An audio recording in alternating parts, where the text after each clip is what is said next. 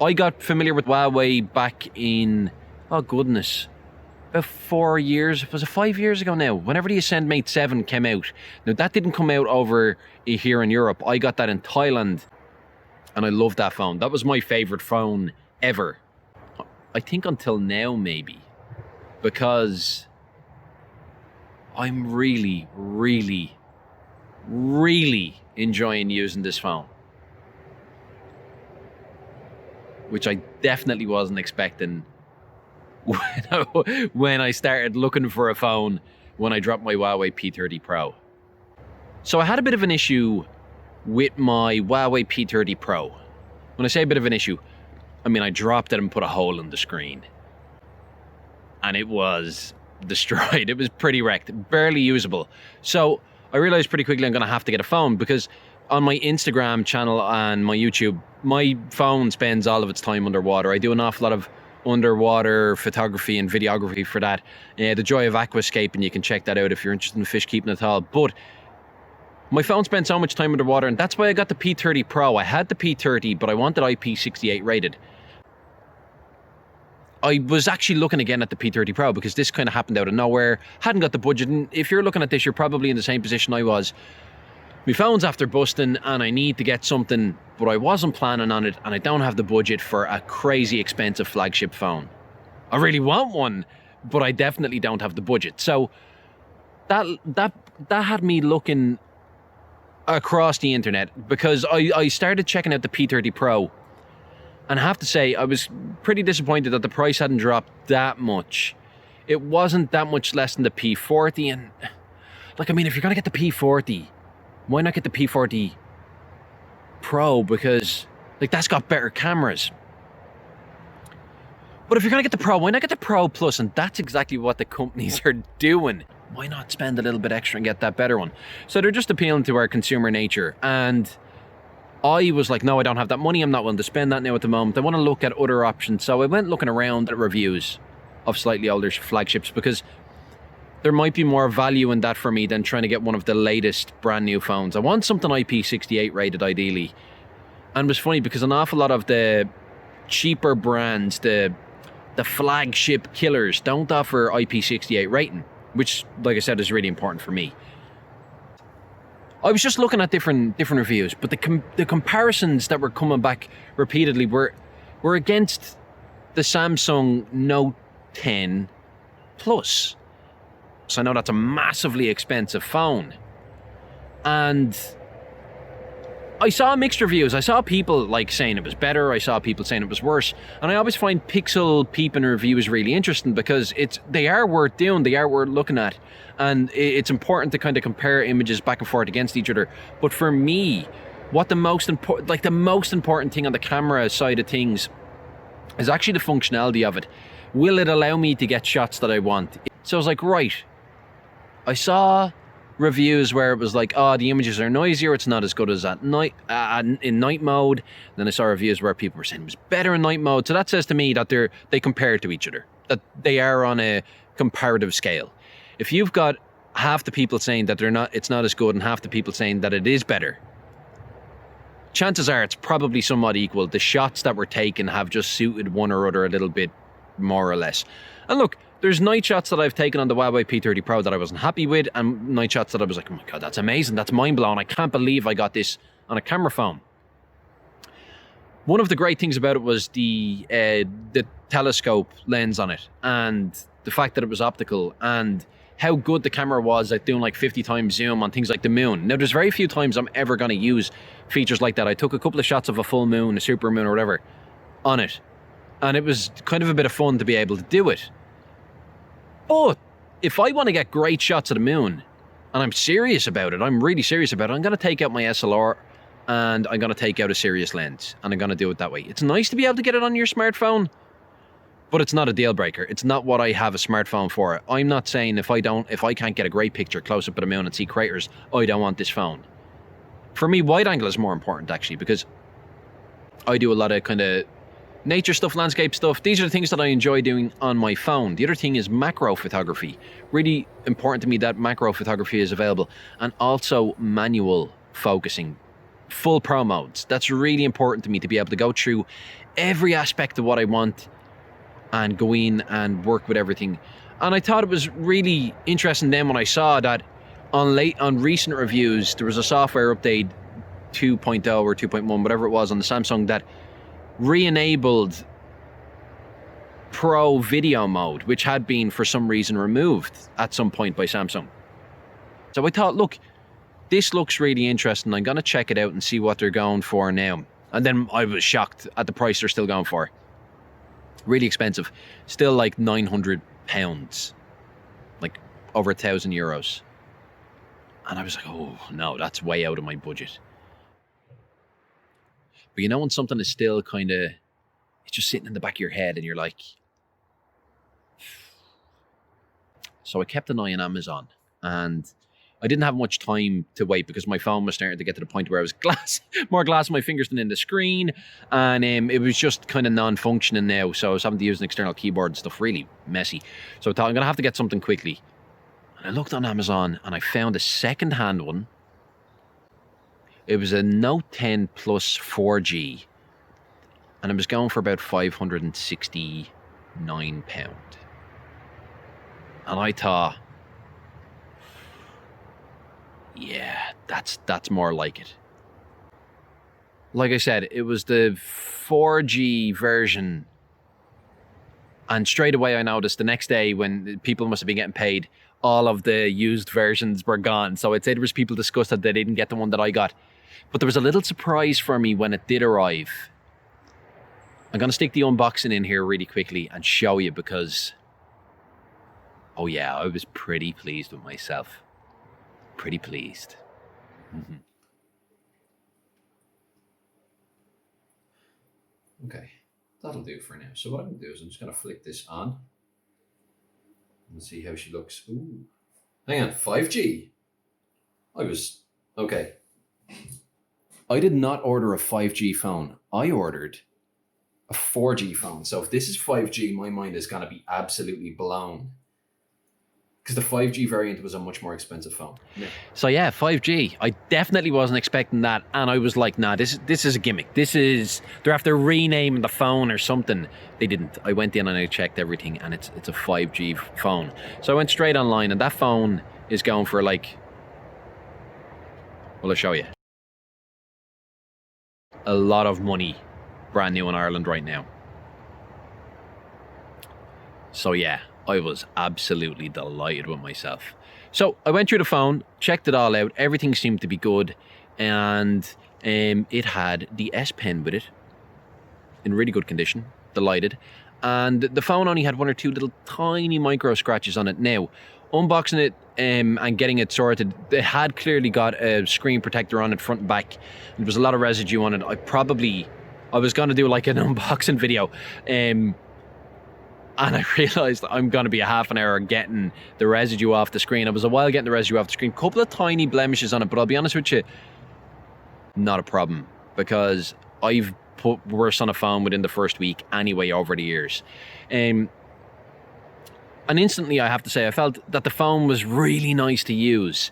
Hold, the pen, the way it glides over the screen. It's just nice. It feels quality. This feels like a quality phone. And I went in instantly and I boosted up the screen display up to full resolution. Forget about your optimal performance. Maximize everything. And I went in and I just started pressing every single button. And that's one thing. That's the first thing that I love about this phone, I have to say, is that compared to anything else that I've used before, if you hold a button, it will 99% of the time bring up another menu where you can go in and customize things. And I love that. I am a power user of my phone. I give my phone a hard time. And for me, it's beautiful to be able to go in and customize things and get it exactly the way I wanted. So I got the phone at like lunchtime, and it was about 4 a.m. me going to bed, and I had gone through every single button that I could find and press on the phone, customized everything. I was kind of like, man. A little bit disappointed because, first of all, the phone wasn't unlocked to all carriers. And I was raging. But it turns out I contacted the seller. They had sent me a note and I didn't get it. They got one back to me straight away, got me the unlocking code. Perfect. That was great. So I couldn't use the phone as a phone for the first day. And then that was great. That got sorted. And the guys were stellar. They were absolutely brilliant. I paid for this phone outright, so this isn't a review of the mobile phone guys, so they'll remain nameless. But I then started going through the menu and I was like, I couldn't find at first the things that I wanted, and felt unfamiliar, and it felt a little bit kind of when you're irritated, when you're like, I'm just going to set an alarm. Okay, where's my clock gone? Where's my bits and pieces gone? Where's the things? And I was like, just the small things that I would never have to think about with my phone, with my previous phones. I do blindfolded. It's been a long time since I kind of felt like I wasn't really sure what I was doing on my phone. I very quickly got the hang of it, I'll say that. As somebody who's like a power user again of phones, I quickly started to customize things and get things where I wanted and put things where I wanted. I'd never used an app drawer before, so that felt a little bit unusual. And I'll show you my home screen. It's basically empty. And I love it. Flick up and use the app drawer, and that's not an option that I really had before. I'd have to swipe across the other screen, which, yeah, it's an option. It's not really that different. But I'd never have a pretty much empty home screen, and I really like it. And I just started getting it the way I wanted, and I felt, after about kind of 6 or 7 hours, I felt actually really comfortable with it. So it felt unfamiliar, but it didn't feel so unfamiliar that I wouldn't be able to get the grips of it soon enough. And I have to say, because it's they're all versions of Android, the menu going through it, things were in relatively familiar places. The first shout out I want to give to on this phone is the accessibility options on this phone are so superior to what Huawei are offering on the phone. There's no comparing them. I am almost completely deaf in this ear, and this ear hears nearly perfectly fine. And that for me is a problem when I'm listening to headphones. So a while ago, I got a set of earphones, amazing headphones, and something that I should definitely do a review on, because I found them to provide me with a better audio quality, because they've got an in-ear speaker and an over-ear driver. So even though like my eardrum isn't picking up stuff, that driver is giving me a nice little bit of bass. It's kind of more percussive, and it's kind of just, I hear more on it than I did on in-ear headphones. This phone allowed me, the Samsung software allowed me to go in and generate my own unique profile. The Samsung accessibility for hearing allowed me to go in and set up my own personal hearing profile, where it played tones into each ear and I could tell it whether I heard it or didn't. And then it gives you an infograph showing how much it's boosted the sound in each ear. And I have to say, it immediately made everything sound better. And that was even with neurophones on. So it's not like perfect. It's not like having a hearing aid in. It's not going to boost the sounds up to a point where it sounds like as if you don't have a hearing problem and everything is perfect. But over any audio quality I've had since I had my hearing loss, because it was trauma-induced, so before it I had perfect hearing, it's the best version of audio that I've heard in years, like without question. And then you can go in, and when you're using headphones, you can balance the sound and you can bias it to either ear.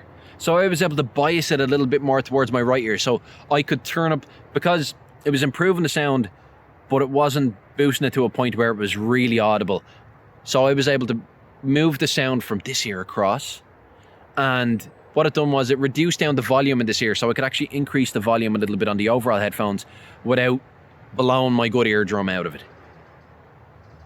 I moved the slider over just a small bit, and it prevented kind of things from getting too kind of bassy and stuff in this ear. And oh my goodness, such a difference. And you can set up different unique profiles on it. You can set up different one. So I have a setup for my neurophones. I also have a setup for my in-ear headphones, which I took from the Huawei P30 Pro box and used and can use. Now, it's not perfect, but my goodness, it's so much better than any phone or any device I've used in-ear headphones with since I had my hearing loss. So massive shout out to Samsung for that. It is absolutely fantastic. And if you have some hearing loss, I have to say, it really does make an improvement. It really does. And it's measuring your low frequency tones and your high frequency tones, and you can see where it's boosting things. And I have to say, it's good. It is good. My partner was looking at me going, oh, he's happy. She could tell. It was really nice. It was really nice. So that was kind of done before I even started going in and looking at cameras and stuff like that. And before I moved to the cameras, getting, again, just on the customization of the phone, I got so much stuff set up in a way that I really liked. I saw some videos on tutorials on how to make like a live video wallpaper, which is just beautiful. You turn your phone on and you've got like a 15-second clip on in the background, and it's gorgeous. It's absolutely gorgeous. And if you've got that like 4K, it's like, whoa, it's amazing. But it kills your battery. It absolutely kills your battery. I'll get into battery a little bit later on, but my goodness, it really does cause your battery hardship. Now, I give my phones hardship anyway. I give the batteries a hard time. That's one thing I'll say about this phone. The display is just gorgeous. Now, if you're looking at this video again because you're in the market for a second-hand phone, and you're interested in getting a second-hand Note Plus or whatever, what I'd say is a lot of people in reviews now are comparing like 60 hertz to 90 hertz and 120 hertz and saying that it's deplorable in this day and age that you could have 60 hertz on a screen. Anybody I've shown this phone to has said, my goodness, that looks amazing. That's it, there you go. Nobody looked at this phone and went, oh my god, I can't believe it's only 60 hertz, it's so jumpy. It's not like that. That's not the way 60 hertz looks. And you can change the animations as well. So you can reduce the animations time down to either from a second to 0.5 of a second, half second, or else none. Now, one thing I'll say about that is when you do it at first, or when you load up a software program at first, the reason you have that animation is to give it a little bit of time to load up so that you don't press the button and nothing happens. Kind of starts loading things slowly, and then whoop, after a second it's up on the screen. If you have it turned off completely, and then you launch an app like YouTube or something and you've gone in and you've optimized your phone and that app hasn't ran, it kind of looks a bit weird for a second, and then it jumps up. It looks like it's moving slow, and then it goes up. So that animation kind of prevents that from happening. So what I've done is I've reduced it down to 0.5 of a second. Half a second for the animation. This phone is so quick that is more than enough. It would be nice to have 120 frames a second, but it doesn't matter to me that much. It really doesn't. The display looks beautiful. So if you're the display on this is gorgeous. It really is. It really, really is beautiful. And when you're doing video playback of the videos that you've taken on the phone, or YouTube or Netflix or Prime or whatever, it does look beautiful. It looks absolutely stunning. And same with photo reviews as well. When you're reviewing your photos in the gallery or whatever, it looks really, really nice. It's a beautiful screen. It is a nicer screen to look at than the Huawei P30 Pro. It absolutely is. Now, this is 12 gigabytes of RAM and a 256 gig hard drive. I'm not going to get too into the specs because you probably looked at specs already if you're interested in this phone at all. Guys, it's a beast of a phone. It's an absolute powerhouse. The only time that I've seen it kind of struggle a little bit was when I loaded in a micro SD card that was full of raw files from my Sony SLR, or my Sony mirrorless camera. Now, it struggled initially to get them loaded up. They were kind of grey icons, and then they popped up. It just took a second for it to load them up, and then they were there. They were cached and memorized, and it was grand. There was no like big messy delay or anything like that, and it wasn't a repeated issue. It was just like it took a second for them to load up. And the micro SD card I was using wasn't like an ultra fast one, so I wouldn't blame the phone that. Plus, it loaded them up quicker than my Surface Pro would. So I would say that's a win for this phone. It's a powerhouse, and you can expand it up by an extra terabyte. Now, a terabyte card at the moment is about 400 quid. I wouldn't pay that, but you can get a 256 gig or a 512. You can get a 512 gigabyte card now for like £60, and a 256 gigabyte one for like 30 or 40 quid. So you can expand this phone out and you can absolutely have like a massive amount of memory in it. So if you want to bring this phone away and have all your stuff downloaded to watch, or you're going to go on holidays and you just don't even want to concern yourself with having to drop the frame rates down or drop the resolution down, you just want to be able to shoot all day long, every day, you'll have enough space to do it. Now, you may not have enough battery to do it. And that's the one thing I'll say, is that if you're going to use this phone as a powerhouse without optimizing it, with a video backdrop, and take like 4K all day, you'll feel it. I think it's a 4300 milliamp hour battery.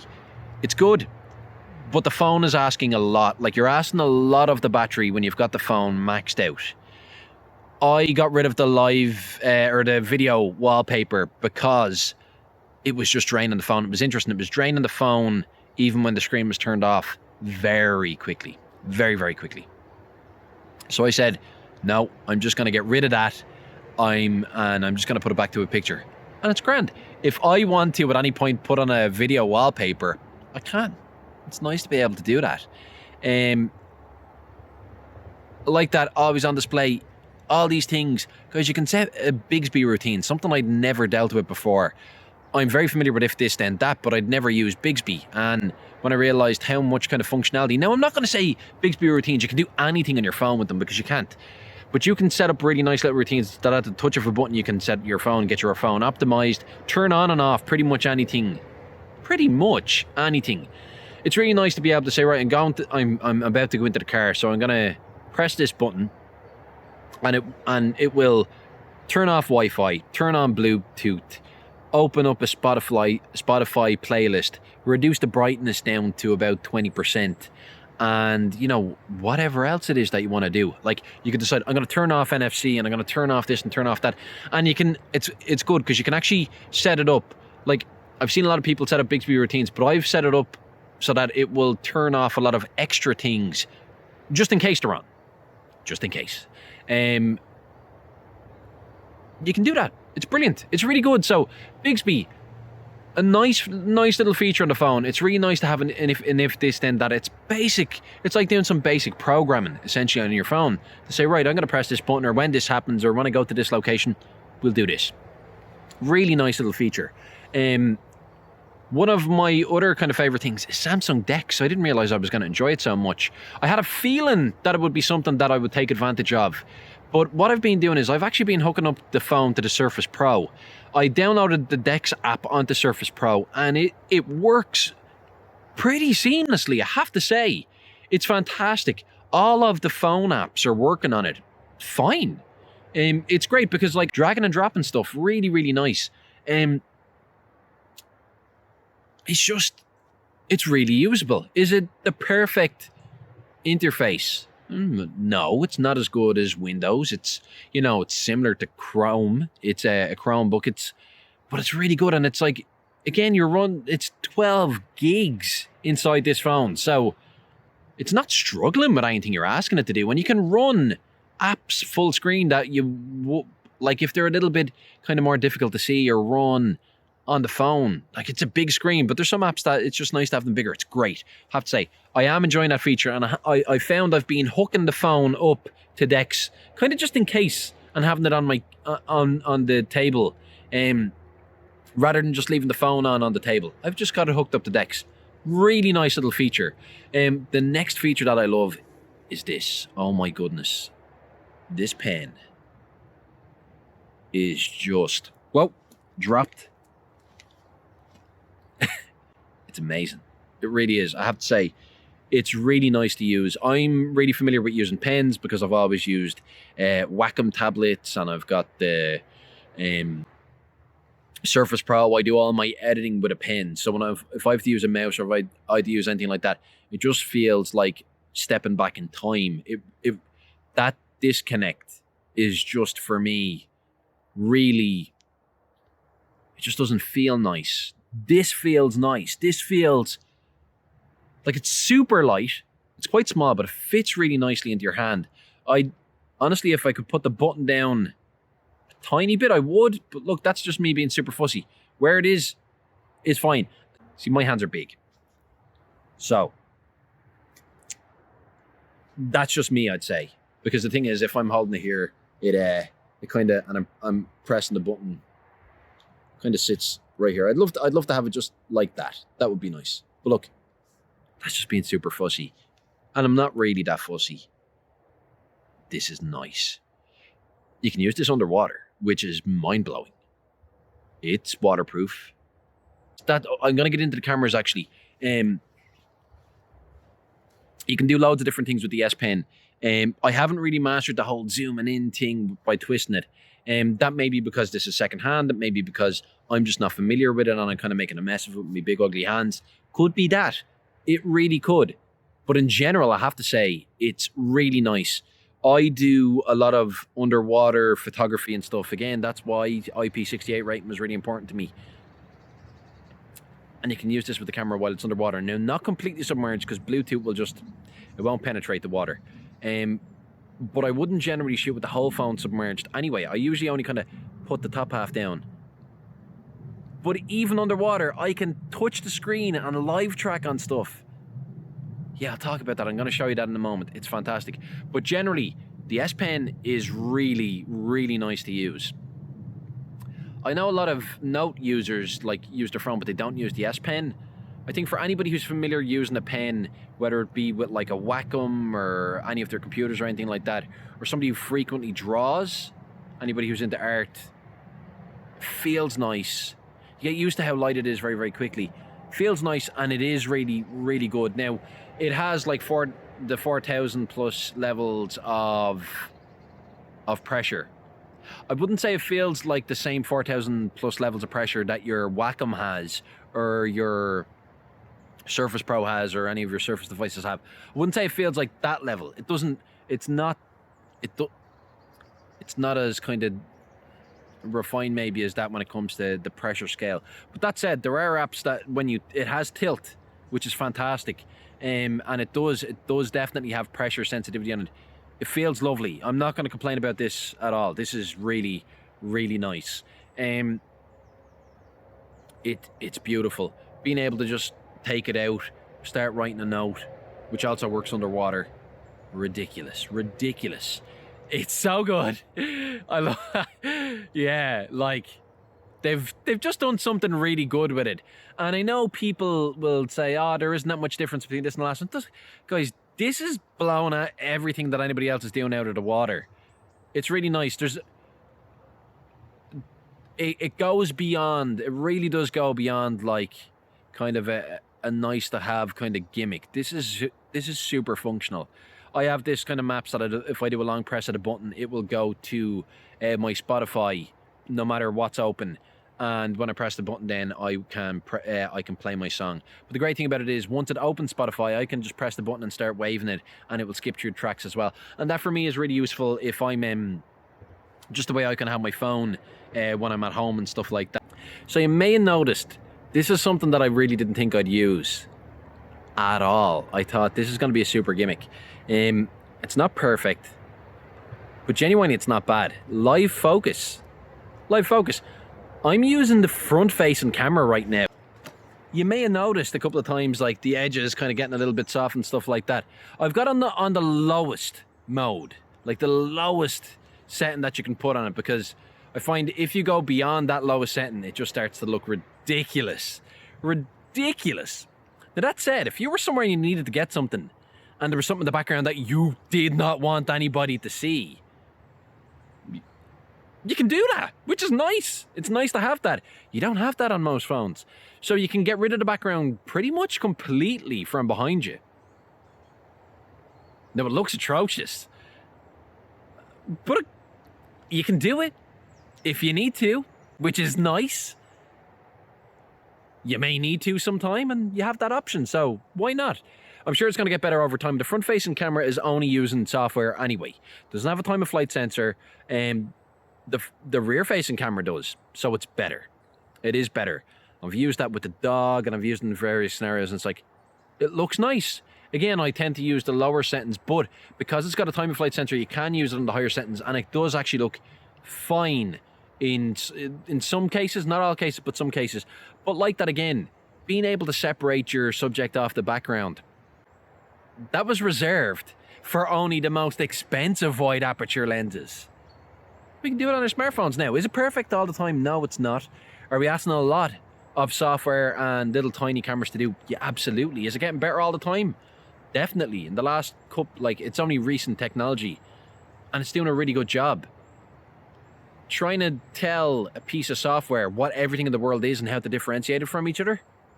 Well, fair play to the guys doing that, because I know I wouldn't be able to do it. But it works really well. It does generally. It's nice. Now, that's the rear-facing camera. But again, look, you're looking at this and there will be times when things kind of go a little bit funny if you're using the front-facing camera. But generally, it's not bad. High contrast situations, it doesn't look great. Because the exposure, like, this is super evenly lit because I'm in a forest and it's kind of shady and stuff like that. But if you're in a really contrasty area where you've got like highlights, actually I'll pop a little video in here, you'll see. It's not super.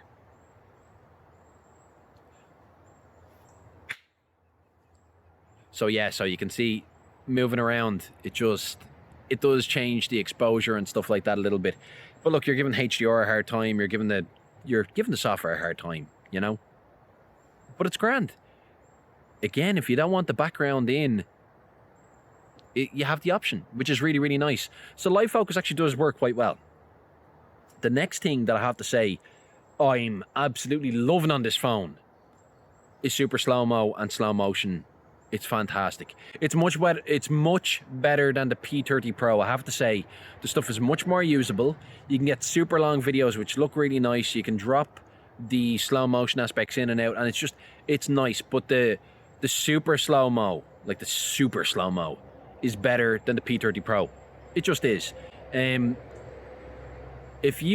again, I find quite often, like you'd see in camera reviews where stuff is done and it's setting up a scenario and doing it. For me, it's about the real world, and in the cases, I'm not going to set up a scenario where I can test one against the other. I just want to use it and it work and look good. And it has done. I'm getting some nice slow-mo footage.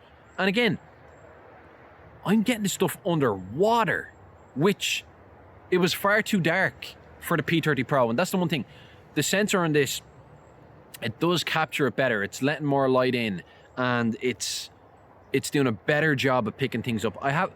Sometimes it does aggressively brighten things up a little bit in auto mode, just a bit. It'll, like, if it's a bit dark, it'll bump it all the way up to the highest ISO, so things are going to get noisy. And that's where I feel people will be like, oh, it's a little bit more noisy. But you do have the option of going in pro mode and reducing down your ISO. And you can get your settings exactly the way you want them.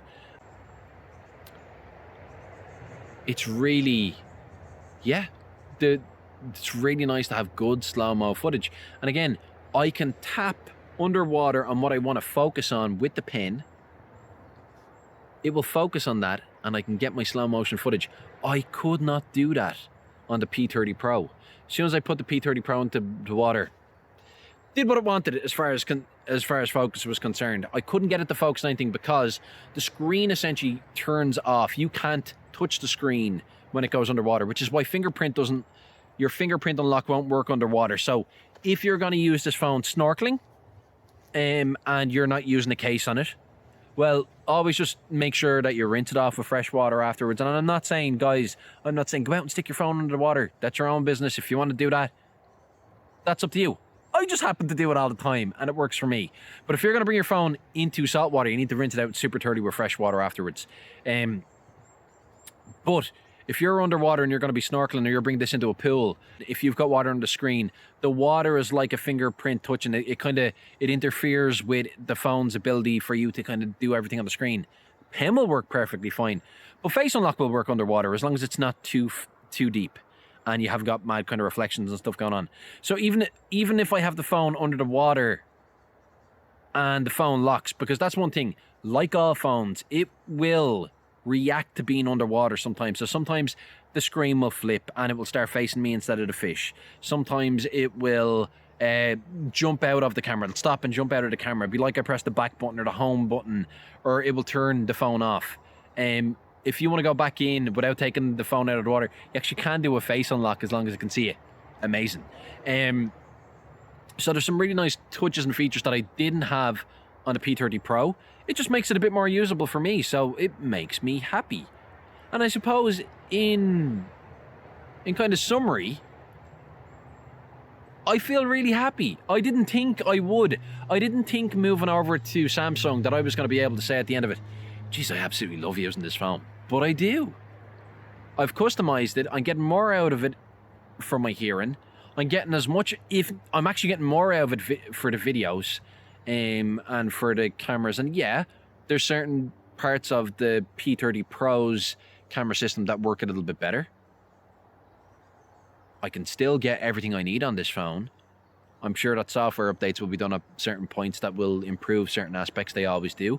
Because so much of the stuff is based on the actual software itself. Again, like my first digital SLR was an 8 megapixel camera. An 8 megapixel camera. And I made a living off that.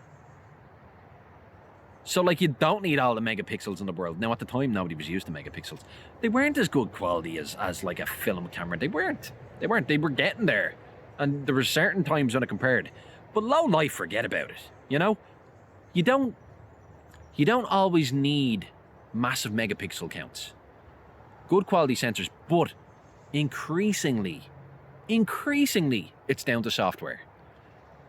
Again, I like to have lots of control over my images. I feel like Samsung has taken a little bit of that away from me in certain areas over what Huawei would give me.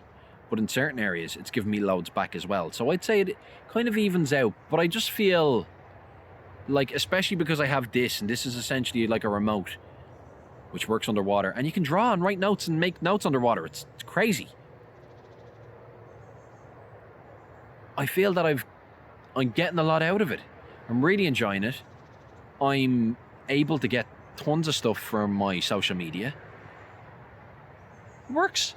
And it works really nice. And it looks beautiful. The screen is gorgeous. I don't care about the 60 Hz refresh rate. It doesn't bother me. It's gorgeous. The screen looks beautiful. By the time I feel like I'm missing out on what flagships are offering, that's the thing. I won't have got to the point with this phone where I feel it's horrendous. Because it's got 12 gigs of RAM. It's got 256 gig hard drive. The display is gorgeous. All of the footage it gets is really nice. It was its flagship only a couple of months ago. And I feel you can get this phone now secondhand. I feel you are future-proofing yourself a bit. No, I struck gold when I got 5G. That was completely unexpected. And that was one thing that I did want from a phone. For future-proofing. I don't even have 5G in my area. So if this was only a 4G phone, and guys, this entire video that you're looking at me in the forest, this is all shot on the front-facing camera of it. I can't go anywhere at the moment where I can get 5G. I have to go to Dublin. And I'm not going there during a pandemic. Because that's ridiculous. But regardless of your pandemics, I don't have 5G in my area yet. It could be a year. I live in the countryside. Look around me. This behind where we are. So it's like, I don't live somewhere with 5G. But when it does come, I've got a phone that has it, which is really nice. That is amazing. Now, again, I kind of struck gold. I got the phone cheaper than a 5G variant would have. But guys, I got this phone for less than £570. I didn't get a case. I had no screen protectors. I'm going to have to replace them. I didn't have a charger. I can live without all those things. For that big a price drop? Yeah, absolutely. You get this phone, I think you're good for a couple of years with it. Like 100%. It'll have 60 Hz. I don't care about the 60 Hz part. It's grand. The screen is gorgeous. It's beautiful.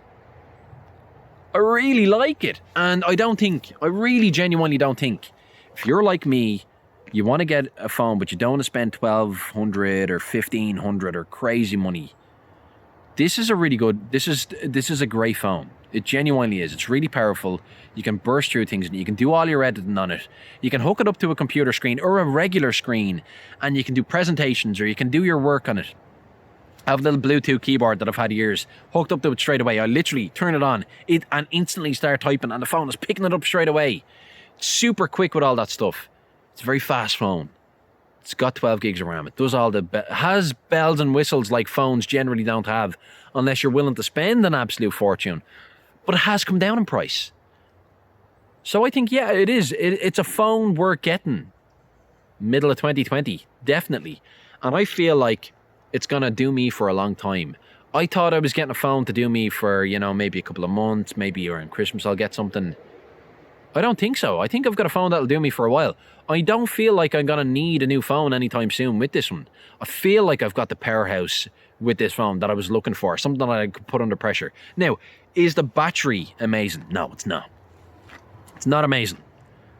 But with Bixby routines and the optimization that you can do, you can set it up so you can press a button whenever you're not using the phone and it'll just shut everything down, go into low power mode. If you do that, you're going to get so much time out of this phone. I started doing that over the last day or two, and I noticed such a massive increase because, like I said, live or video wallpapers, always on display, video lock screen, and have everything in max ultra mode. I do that when I'm in the office because I have my phone hooked up to power, or I have it on a wireless charger pad, or I have it hooked up to the computer for Dex. But when I'm not in that setup, I want to make sure that, like, I'm getting good use out of my phone. So I can have it set up, got a Bixby routine, press the button, and the phone just goes, and it just shuts everything off, which is exactly what I want. And it's grand. Then I press the button, and it all turns back on again. And I like that. I like that a lot. It gives me more control over my power usage without having to go into crazy menus and stuff like that. A few minutes to set up a Bixby routine. I like them. It's a feature of Samsung that I do like. It doesn't in any way, shape or form replace like Google stuff, which I use, but not all the time anyway. It doesn't replace that stuff. But if they stand that on my phone is great. Is great. I'll get use out of that personally. You might not. I do. So all in all, as you know, a professional photographer who has never used a Samsung before, I can say that this experience has been really, really nice. Really nice. And I don't think I'll be changing this phone for a good while. I think I'm going to have this for a long while. And when I'm looking at my next phone, might well still be a Samsung. May well be. Anyway, guys, I'm going to wrap it up there. I hope you enjoyed this video. I hope you got a bit out of it. I'm going to continue to post lots of stuff about the phone because I think, you know, flagship phone a year after it came out, it's going to be an option for a lot of people, like it was in my scenario, that, you know, and I think it is nice to have kind of as much information about it as you can. If you're like me, you'll go through the YouTube rabbit hole and you'll check out every video, and it's nice to get different opinions on it. But for me, it's about the real world use. It's not about setting things up in a lab and taking pictures. Does the phone work for me? Yes, it absolutely did. And I feel as I'm going through it, I'm going to find more kind of quirks and kind of features and different things on the camera systems particularly that I feel would be definitely worth knowing about, depending on your own use scenario. Again, in my background, I do photography workshops, and I've worked professionally in photography in everything from military photography to forensic to product photography. So I'll be putting this system through its paces. So if you're interested in that kind of stuff and looking at videos on it, definitely subscribe, and I will be posting plenty more of them in the future. And my videos and stuff from earlier on, all my fish stuff, that's The Joy of Aquascaping. I've got a YouTube channel, The Joy of Aquascaping, and an Instagram. It's where I'm definitely most active. And again, it's because I have a waterproof phone that I can do it with. It's really nice to have that option. So I'm going to wrap it up there, guys, and I will talk to you all in the next video. Take care. Bye-bye.